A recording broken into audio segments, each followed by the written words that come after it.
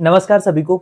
दोस्तों, एक जुगनू ने अंधेरे से बड़ी आस लगा रखी है, तो शशि थरूर ने मोदी जी से कुछ ज़्यादा ही आस लगा रखी है। आजकल इनकी मुलाकातें भी बहुत ज़्यादा हो रही हैं, तो क्या हम ये मान लें कि शशि थरूर मोदी जी की कैबिनेट का हिस्सा बनने जा रहे हैं और एस जयशंकर को रिप्लेस करने जा रहे हैं एज ए फॉरेन मिनिस्टर?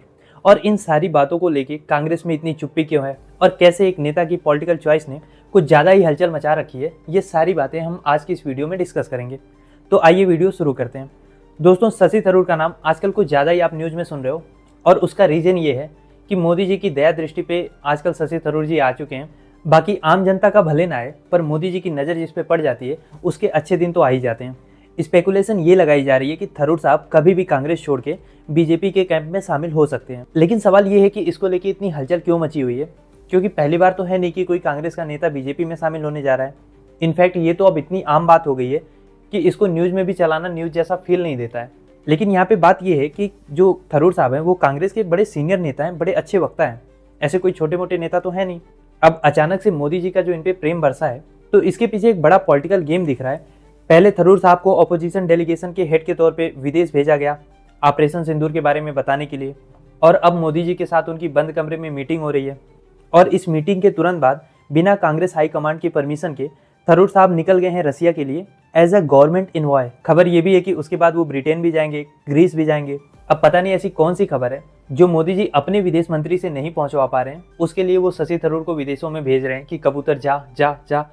और जो उनका खुद का कबूतर है जयशंकर, उसके पर कुतर रखे हैं उन्होंने। क्या सच में मोदी जी को अब अपने मिनिस्टर्स पे भरोसा नहीं रहा? कम से कम थरूर साहब को एक बार बीजेपी ज्वाइन तो करा लिया होता। ऐसा भी क्या खबर था, ऐसे भी क्या जल्दी थी कि उनको बस विदेश पे विदेश भेजे जा रहे हो?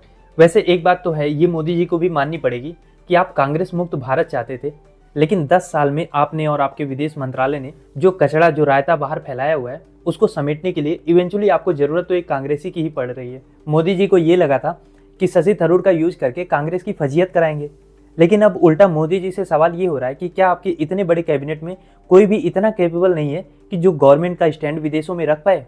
और वहीं दूसरी तरफ कांग्रेस भी इसको बहुत स्मार्टली खेल रही है। मल्लिकार्जुन खड़गे साहब ने प्रेस कॉन्फ्रेंस में सीधे सीधे कहा कि थरूर साहब की इंग्लिश कम्युनिकेशन स्किल एकदम टॉप नॉच की है, इसीलिए तो हमने उनको CWC का मेंबर बनाया। और उसके साथ साथ ये भी कहा कि कांग्रेस ने हमेशा नेशन को फर्स्ट रखा है, लेकिन कुछ लोग मोदी फर्स्ट मानते हैं। इसके साथ साथ बिना नाम लिए हुए उन्होंने थरूर साहब को टारगेट करते हुए कहा कि कांग्रेस तो हमेशा नेशन को फर्स्ट रखती है, लेकिन कुछ लोग हैं जो मोदी फर्स्ट मानते हैं। अब ये स्टेटमेंट सिर्फ एक तंज नहीं था, बल्कि कांग्रेस की स्ट्रेटजी भी नजर आ रही है कि थरूर के इशू पर बहुत ज्यादा ओवर रिएक्ट करने की जरूरत नहीं है, बस उनको धीरे धीरे साइडलाइन करते रहो।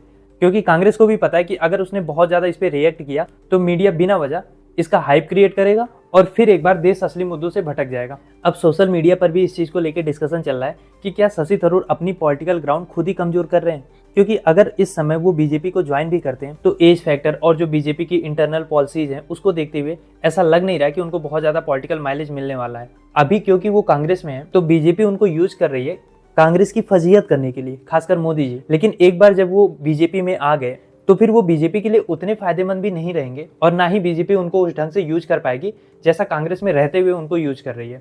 और उस यूज करने में भी बीजेपी अपनी फजीयत खुद करा ले रही है। वैसे थरूर साहब अपनी इंग्लिश के लिए भी जाने जाते हैं, इंग्लिश के एक अच्छे वक्ता हैं। और अभी आपको पता है कुछ दिन पहले अमित शाह ने कहा है कि हम एक ऐसा भारत बना रहे हैं जहाँ पे कुछ दिन में इंग्लिश बोलने वालों को शर्म आने वाली है। तो मैं ये नहीं समझ पा रहा हूँ उस समय थरूर साहब क्या करेंगे जब ऐसा भारत बीजेपी बना देगी। खैर, आप क्या सोचते हैं इस बारे में? क्या शशि थरूर कांग्रेस छोड़ के बीजेपी ज्वाइन करने वाले हैं? लिखिए अपनी राय कमेंट बॉक्स में।